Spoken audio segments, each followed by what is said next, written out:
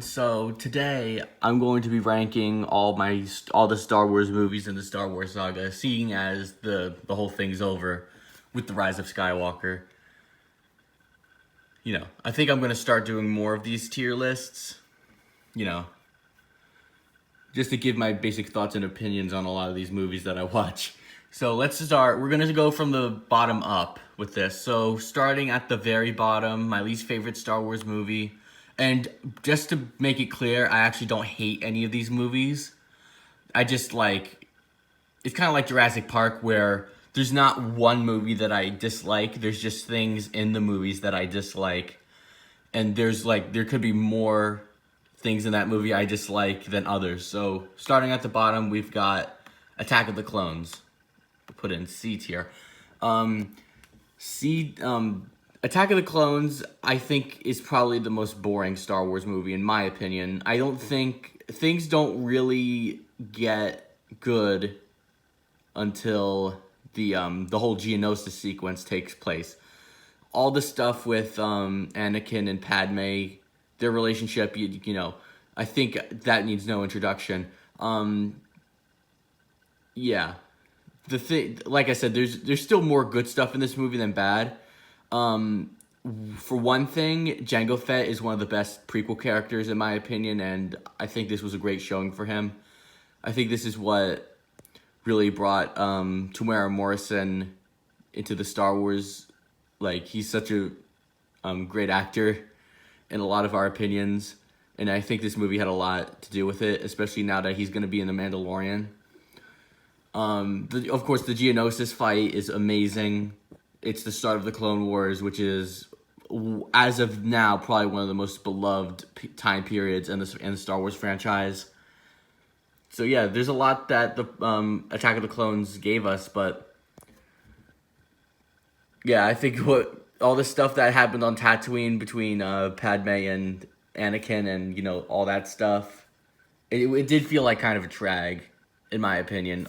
The real focus of the movie, for me, was the other half with Obi-Wan and his whole investigation into Kamino.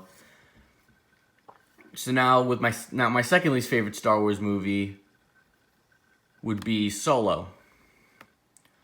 Solo, it's kind of the same thing. Now, here's the thing with Solo. I only ever saw it one time, and it was in the movie theater.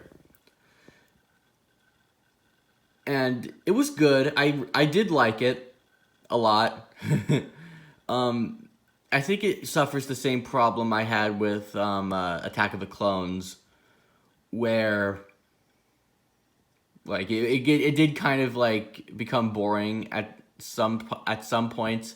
I'll say this right now: the best part of this movie was Enfys Nest. I love that character. I hope we see her again at some point. She was so mysterious, and then when they revealed her and her story, she turned out to be one of the good guys. And from what was implied in the movie, she was one of the big contributors to what eventually became the Rebel Alliance. So that was really awesome, and seeing her and Han team up against Dryden Voss was really awesome. By the way, Dryden Voss, really good villain, really intimidating. Just a little bit. That's my whole thing with Solo. It's just a lot of the stuff in the movie is kind of forgettable, especially in the first half, after the stuff on the Vandor heist when we first meet Enfys. That's my favorite scene in the movie, the train heist. Okay, now going into B tier, we're leaving C tier now. So going into B tier, we have The Rise of Skywalker. Yeah, if you are someone who doesn't like the sequel trilogy, you're not gonna like this video because I really did like it. But my least favorite sequel movie had to turn up somewhere, and that was the third one. The whole reason why is because it actually kind of felt rushed, especially towards the end. That's my biggest problem with the movie. I have two big problems with The Rise of Skywalker. One, it feels rushed, and two, the Zeiston class Star Destroyer. I'm sorry, but that might be the laziest thing I think I've ever seen a movie studio do when it comes to a design for a ship. It's inexcusable. Like, you just scaled up a model you used in a previous movie, slapped a gun on the bottom, and called it a day, and just turned it into a new ship class. Like what Space Doc, the YouTuber, was saying. It's weird. I don't know what the hell they were doing. I would have felt better if it was just a bunch of Imperial Ones that had the cannon on the bottom. I would have been fine with that if they were just a bunch of refitted Imperial Ones. But the fact that they just passed it off as a new ship after just making it Resurgent class Star Destroyer size is just weird. Like, those windows got to be the size of a house.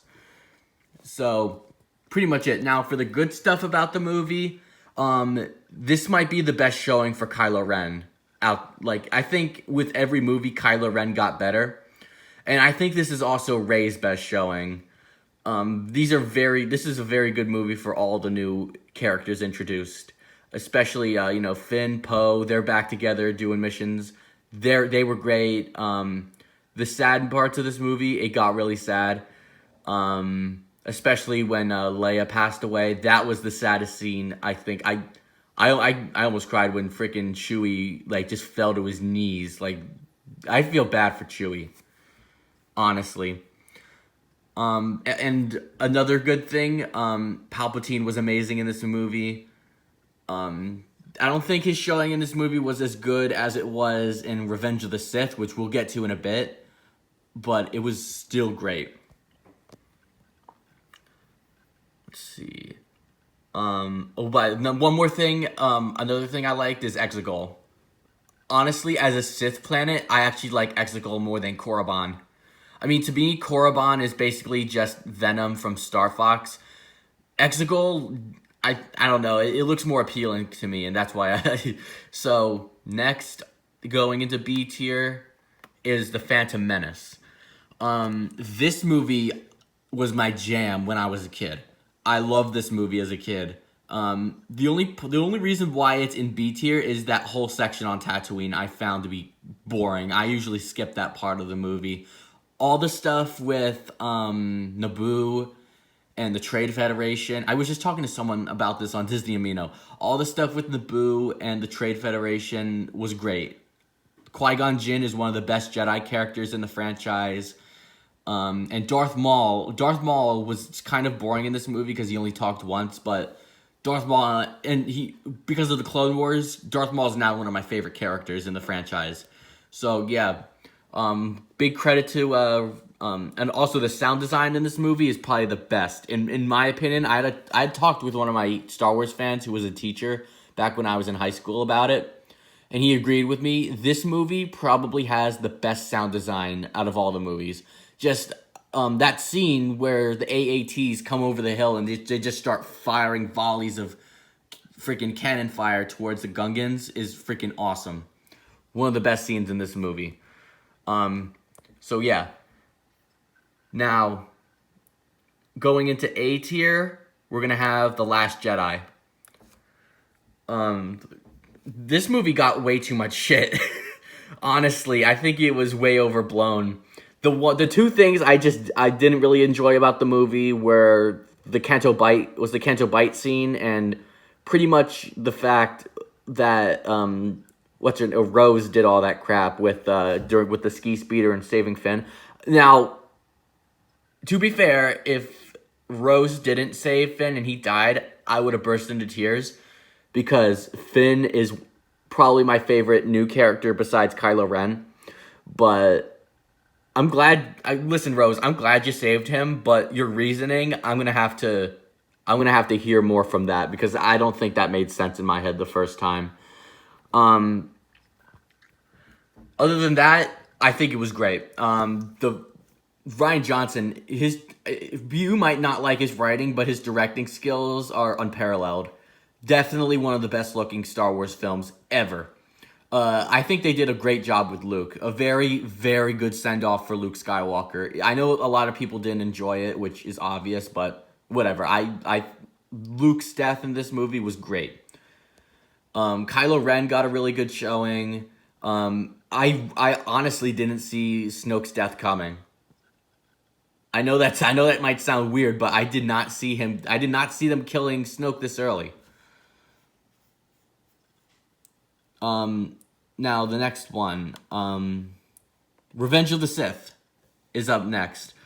Of course, it's mostly it's everyone's favorite prequel film, and it's not hard to see why.